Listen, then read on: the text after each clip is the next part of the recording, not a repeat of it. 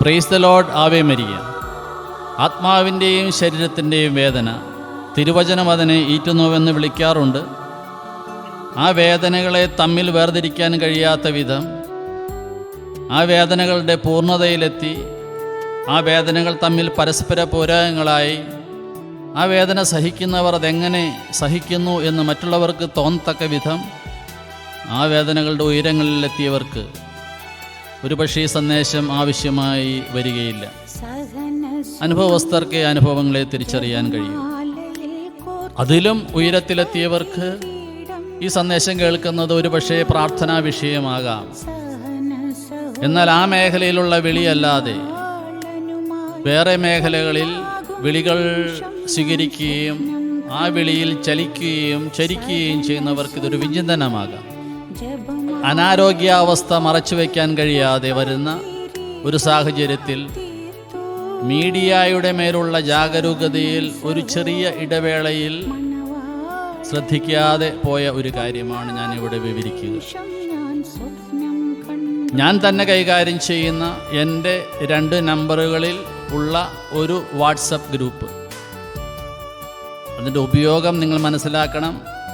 ഒരു മീഡിയയിൽ നിന്നും 3 മീഡിയയുടെ സഹായം ആവശ്യമായ ചില സ്ട്രെയിൻ ഒഴിവാക്കാൻ പറ്റുന്ന രീതിയിൽ ഒരു പ്ലാറ്റ്ഫോമിൽ നിന്നും 3 പ്ലാറ്റ്ഫോമുകളിലേക്ക് ഒരേ സമയം ഒരേ ഫയൽ എത്തിക്കാനാണ് ആ ഗ്രൂപ്പ് ഞാൻ ഉപയോഗിക്കുക.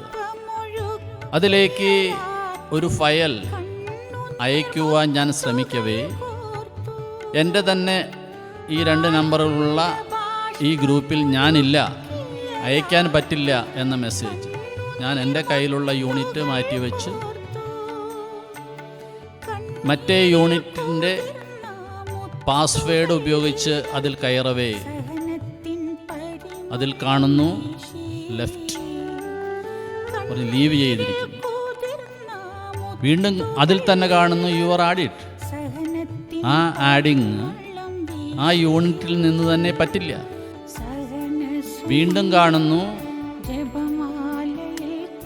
ലെഫ്റ്റ്, പറഞ്ഞ് വീണ്ടും ലീവ് ചെയ്തിരിക്കുന്നു. അപ്പോഴാണ് എനിക്ക് വളരെ വേണ്ടപ്പെട്ട ഒരു ഗ്രൂപ്പിലും you are no longer a member എന്ന് കാണുക. വാട്ട് ഹാപ്പൻ എന്ന ചിന്ത പോലും ഒഴിവാക്കാൻ വേഗം അറിയിക്കേണ്ടിടത്തെല്ലാം അറിയിച്ചു. ചില ഒഫീഷ്യൽ ഗ്രൂപ്പുകളിലും വളരെ വ്യത്യസ്തമായ ഡീറ്റെയിൽസാണ് പലതിലും കണ്ടെത്തിയത്. അവയെല്ലാം വിവരിക്കാൻ ഇപ്പോൾ സമയമായിട്ടുമില്ല. ആത്മനാഥനെ ചാരി വിജനപ്രദേശത്തു നിന്നും വരുന്ന ഇവളാരാണ്? ആപ്പിൾ മരച്ചുവട്ടിൽ വെച്ച് ഞാൻ നിന്നെ ഉണർത്തി. അവിടെ നിന്റെ അമ്മ ഈറ്റുനോവ് അനുഭവിച്ച് നിന്നെ പ്രസവിച്ചവൾ അവിടെ വെച്ചാണ് പ്രസവവേദന അനുഭവിച്ചത്. ഉത്തമഗീതം അധ്യായം 8 വാക്യം 5. കുരിശിൻ ചുവട്ടിൽ എനിക്ക് ജന്മമേകിയ അമ്മേ നന്ദി. സഹനത്തെ ഓർത്തു, ആ സഹനത്തിൻ്റെ രക്ഷാകര വിശുദ്ധീകരണ മേഖലകളെ ഓർത്തു.